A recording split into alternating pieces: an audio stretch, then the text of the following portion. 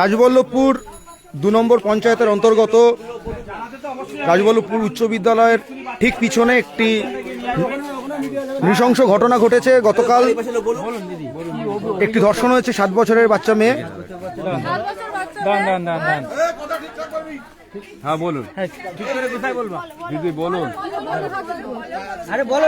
আরে সবাই বলুন, সবাই আসুন।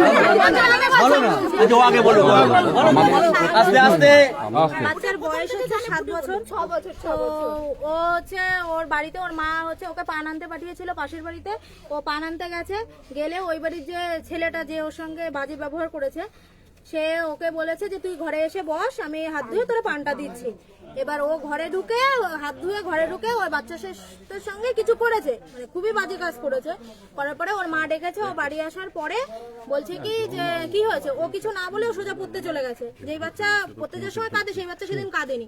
পড়তে গিয়ে হচ্ছে পড়ার ওইখানে গিয়ে সব কথা বলেছে যে আমারে এরকম এরকম করেছে। এবার যেহেতু সেখানে আমারও ভাইপো পড়তো, তো আমার ভাইপো হট করে বাড়ি চলে এসে বলছে কি যে পিপি জানো ওর সঙ্গে এরকম বাজে কাজ হয়েছে।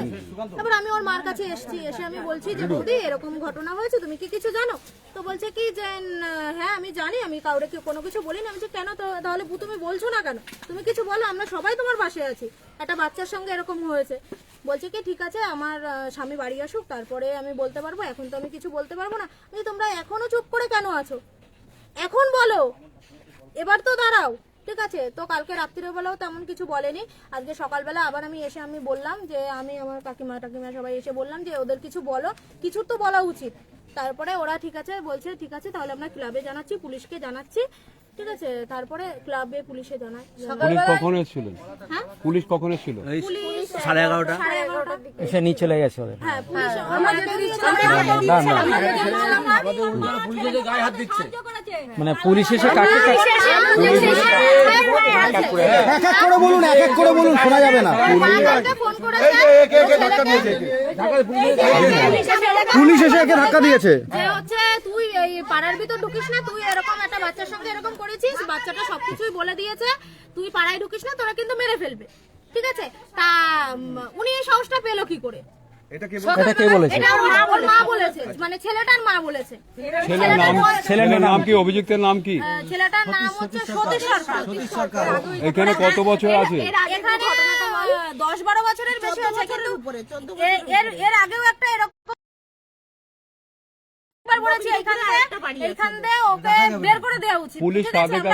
পুলিশ কাদেরকে নিয়ে গেছে? পুলিশ কাদেরকে নিয়ে গেছে?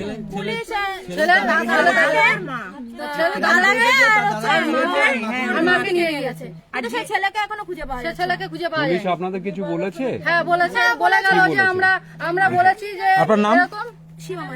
আমরা বলেছি এরকম আমাদের দরকার, সেই ছেলেকে আমাদের হাতে তুলে দেয়। তা বলছে ঠিক আছে, আমরা এত লোকের কাছে কথা দিচ্ছি, আমরা তুলে দেবো। কাকে ধরে নিয়ে গেছে পুলিশ? ওর মাকে দিচ্ছি মা থাক এখানে, না ছেলে আসবে না, না আমরা মারধর করবো।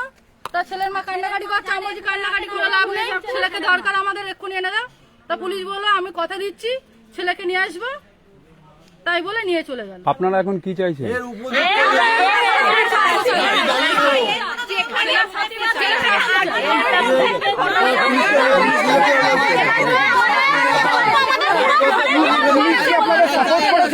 আপনাদের সাপোর্ট করেছে?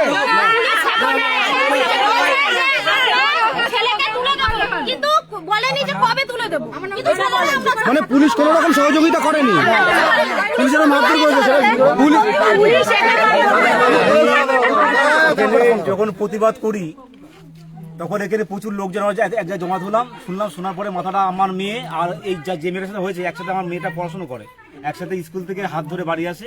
তো আমি বাড়িতে শোনার পরে আমি এখানে এই বিষয়টা নিয়ে একটা বাড়িতে যাই, বাড়িতে দেখি ছেলেটা নেই, ছেলেটা এখান থেকে পার করে দিয়েছে। আমরা চিল্লামিল্লি করি, তখন এখানকার লোকাল ফাঁড়ি এখানে আসে, আসার পরে বলি যে আমরা বাউগাছি ফাঁড়ি এখানে আসে, আসার পরে আমরা বলার পরে উনি আমাদের বলছি যে এখানে এলাকা ফাঁকা করো, এলাকা শান্ত করো। ঠিক আছে, তা বলতাম না, এখানে ফাঁড়ির যে বড় আছে মনে হয়, হ্যাঁ, উনি এসেছিলেন। আসার পরে আমি ওনাকে বললাম, বলার পরে উনি বলছে যে এলাকা ফাঁকা করতে হবে। আমি এলাকা কেন ফাঁকা হবে, এত বড় একটা ঘটনা, আপনি এলাকা ফাঁকা করতে বলছেন, আমরা ঘর বাড়ি জ্বালিয়ে দেবো। তখন আমাকে গলা ধাক্কা দিয়ে বলছে, তুমি কি মুস্তান হয়ে গেছো, মুস্তানি করছো এখানে? আমাকে দুবার করে ধাক্কা দিয়েছে, বলছে মদ খেয়েছো, এসব আমাকে বললো। আমি স্যার আপনি গায়ে হাত দিচ্ছেন, এই ঘটনার পর আপনি গায়ে হাত দিচ্ছেন? বলছে হ্যাঁ, মুস্তানি করছো এখানে, এইরকম আমার সাথে। মেয়েটি কি ধর্ষিতা হয়েছে? হ্যাঁ, মেয়েটিকে মুখে আনতে পারছি না, ছোট বাচ্চা কি আনবো?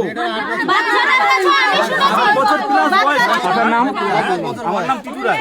7 বছর প্লাস বাচ্চাটা, তাকে নিয়ে এই সমস্ত করেছে।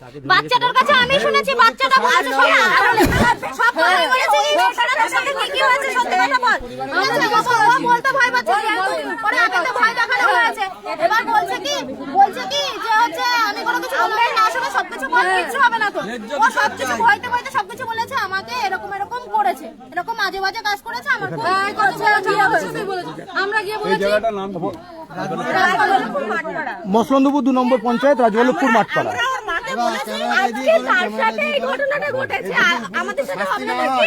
বাড়িঘর আমরা গ্রামবাসীরা মিলে জ্বালিয়ে একদম, যদি ও বাড়ি ফেরে শাস্তি না হয়, বাড়িঘর সব জ্বালায় দেবো।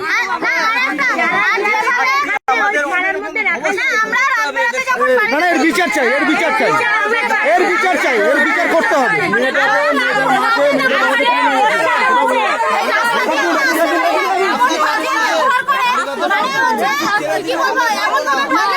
আচ্ছা, মেয়েটা কোথায় আছে?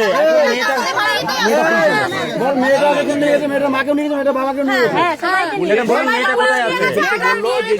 জিজ্ঞাসাবাদ করার জন্য কালকে যখন ঘটনাটা ঘটে, তখন এই ছেলের মা ছেলেকে না, এর বিচার চাই, সবার বলতে হবে, এর বিচার চাই, এর প্রকৃত বিচার চাই।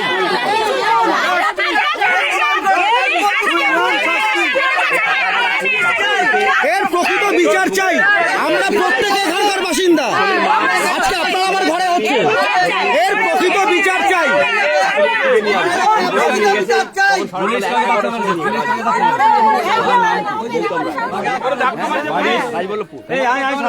পুলিশ বিষয়টা লুকাতে চাই। চল রাস্তায়, চলো সব রাস্তায়